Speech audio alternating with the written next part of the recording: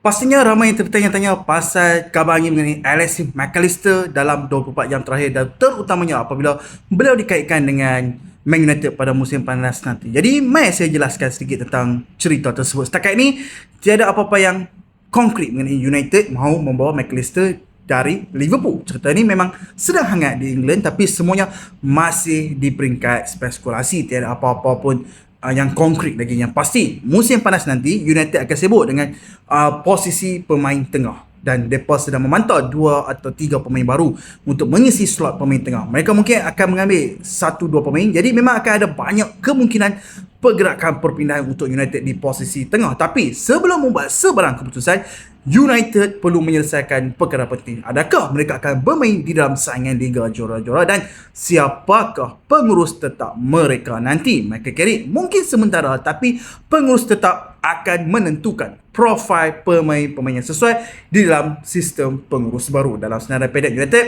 memang ada beberapa nama yang sangat menarik yang sedang menjadi spotlight, iaitu Elliot Anderson dari Nottingham Forest diminati. Carlos Baleba dulu adalah sasaran utama di bawah Ruben Amorim, dan Sandro Tonali pun ada minat dari United. Arsenal dan Juventus adalah kelab yang paling minat untuk dapatkan Tonali. Jadi untuk McAllister, buat masa ini hampa santai dulu. Tiada rundingan rasmi, tiada perbincangan serius bermula dan tiada sebarang keputusan dibuat. Semuanya akan bergantung pada siapa yang akan dipilih United untuk mengawal bahagian tengah musim panas nanti, terutamanya selepas Casemiro diumumkan akan meninggalkan kelab. Dan kesimpulannya, bersabar dahulu, relax, tenang. Musim panas nanti memang bakal sangat-sangat panas dengan pergerakan pemain yang menjadi sasaran United di posisi tengah. Dan McAllister mungkin akan ada cerita menarik untuk kita ikuti nanti.